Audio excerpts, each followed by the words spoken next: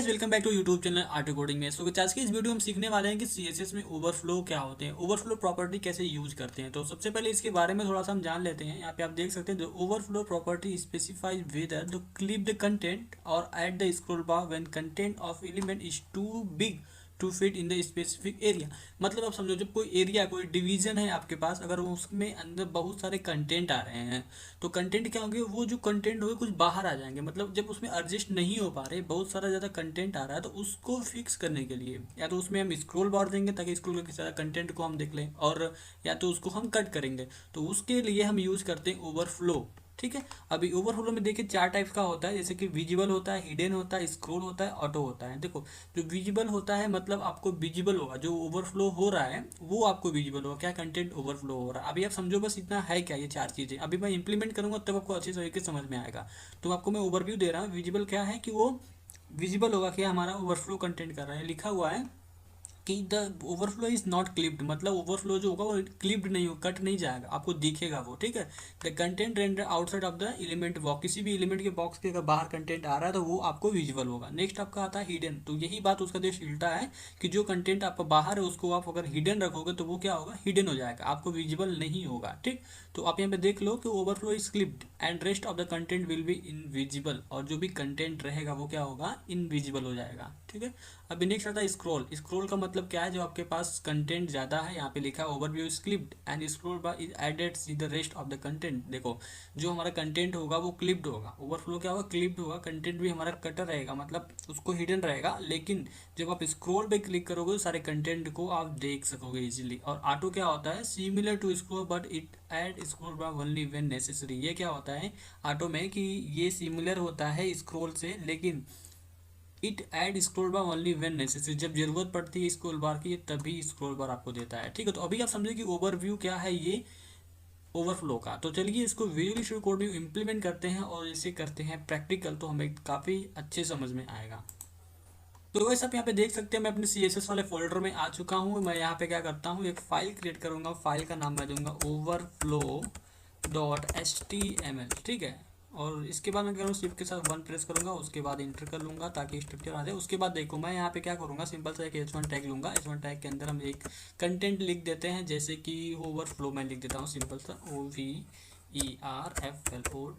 Overflow, simple सा मैं ये लिख देता हूँ। और इसको सेंटर में मैं रख देता हूँ। सेंटर में रखने की ज़रूरत है तो नहीं, लेकिन चलो रख ही देते हैं यहाँ पे। तो एलाइन में क्या करता हूँ, सेंटर रख देता हूँ। हमें बस ये जानना है कि हम क्या यूज़ कर रहे हैं। ठीक है। तो मैं इसलिए ये सेंटर ले रहा हूँ। चलो ये ओवरफ्लो हो गया हमारा पास सेंटर। ठीक। अब देखो हम क्या करेंगे, एक हम लेंगे पी टैग। पी टैग के अंदर हम लिखेंगे लोरम 400। ठीक। ये हमारे पास कुछ कंटेंट आया, कितना 400 का। जी हाँ, 400 क्यों मैंने लिया, ओवरफ्लो समझने के लिए। अभी देखो जो मैंने पी लिया है, पी को मैं यहाँ पे एक क्लास दूंगा जैसे कि यहाँ पे दूंगा बॉक्स। जो हमारा बॉक्स होगा उसको कुछ करेंगे स्टाइलिंग, स्टाइल करके आपको मैं दिखाऊंगा तब आपको समझ में आएगा। ठीक है। तो मैं बॉक्स लिया, उस सॉरी 1 सेकंड, मुझे स्टाइल टैग यहाँ पे यूज़ करना पड़ेगा। ठीक है। तो आपको ये ध्यान रखना है, जब भी इंटरनल यूज़ करें तो इंटरनल CSS यूज़ करें तो वहाँ पे स्टाइल टैग आपको यूज़ करना है। ठीक है। तो मैंने बॉक्स लिया, उसके बाद मैं क्या करूँगा, इसकी हाइट फिक्स करने वाला हूँ। हाइट यहाँ पे दे दूँगा मैं 300 पिक्सल। एंड मैं यहाँ पे विथ यहाँ पे अभी मैं नहीं देता हूँ। ठीक। मैं आपको पहले हाइट समझा देता हूँ।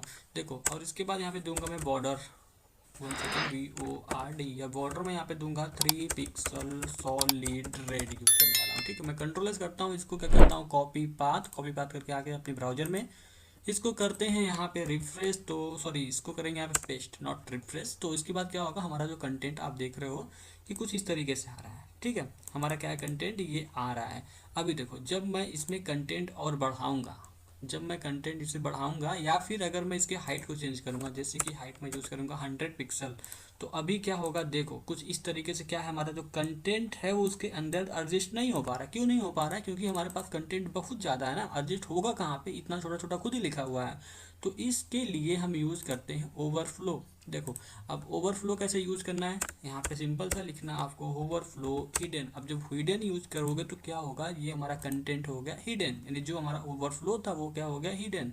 अब जब हम इसको विजिबल करेंगे तो बाय डिफ़ॉल्ट जो विजिबल आपको दिख रहा था, 1 second, I think I am writing wrong, तो let me take this syntax, overflow visible. Okay, so इसके बाद क्या होगा, देखो कि हमारा कंटेंट दिख रहा है सेम बाय डिफॉल्ट जो होता है। हिडन आपको समझ में आया?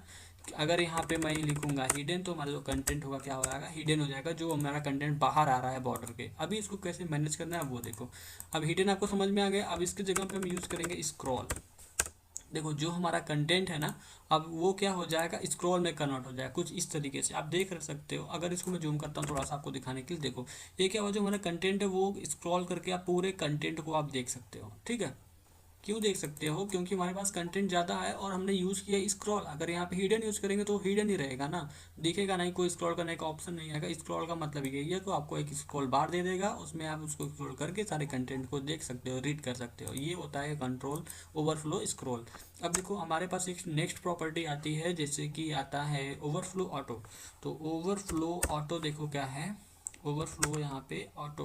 तो ऑटो करने से क्या होगा, हमारे पास नेसेसरी जब आएगा, मतलब देखो जहाँ पे हमारे पास ओवरफ्लो आएगा, जहाँ पे ज़्यादा कंटेंट आएगा, तो वहाँ पे उसको लगेगा कि हमें स्क्रॉल बार देना है तो वो देगा। देखो यहाँ पे क्या है कि हमने नीचे साइड क्या है, ज़्यादा कंटेंट है। ठीक, यहाँ पे अगर प्रीवियसली आपने नोटिस किया होगा कि मैंने जब स्क्रॉल यहाँ पे यूज़ किया था, इसको कमेंट करता हूँ, जब स्क्रॉल में मैंने यूज़ किया है तो यहाँ पे देखो अब दोनों साइड स्क्रॉल आ रहा है, यहाँ पे भी आ रहा है स्क्रॉल, नीचे भी ये एक स्क्रॉल आ रहा है। ये स्क्रॉल क्यों नहीं होगा, क्योंकि हमारे पास कंटेंट इसमें एडजस्ट हो जा रहा है। ठीक है, इसलिए यहाँ पे स्क्रॉल नहीं आ रहा है। अब ऑटो का मतलब ये होता है कि जो हमारा कंटेंट है जहाँ पे ज़रूरत पड़ेगा इसको स्क्रॉल देने का वहीं पे देगा, ऑटोमेटिकली नहीं देगा। तो ये होता है ओवरफ्लो, स्क्रॉल और ऑटो। तो हमारे पास हो गया विजिबल, हो गया स्क्रॉल, हो गया ऑटो, हो गया हिडन, हो गया। तो ये चार प्रॉपर्टीज़ जो होती हैं बहुत इंपॉर्टेंट होती हैं। वेबसाइट में क्रिएट करने के टाइम आपके पास बहुत सारे चैलेंजेस आएंगे, बहुत सारे प्रॉब्लम्स को आपको फेस करना होगा, जहाँ पे कुछ कंटेंट आपका ओवरफ्लो करेगा, कुछ कंटेंट आपका नीचे जाएगा, ऊपर जाएगा, बाहर आ जाएगा, तो वहाँ पे आप ओवरफ्लो का यूज़ करेंगे। अभी देखो नेक्स्ट चीज़ आती है एक ओवरफ्लो एक्स और ओवरफ्लो वाई। तो देखो ओवरफ्लो एक्स क्या होता है, ओवरफ्लो एक्स मतलब क्या होता है हमारे पास, इसका मतलब क्या होगा, यहाँ पे जो एक्स होता है आपका वो होता है लेफ्ट और राइट। ठीक है, और जो ओवरफ्लो वाई होता है वो वर्टिकली होता है, टॉप और बॉटम।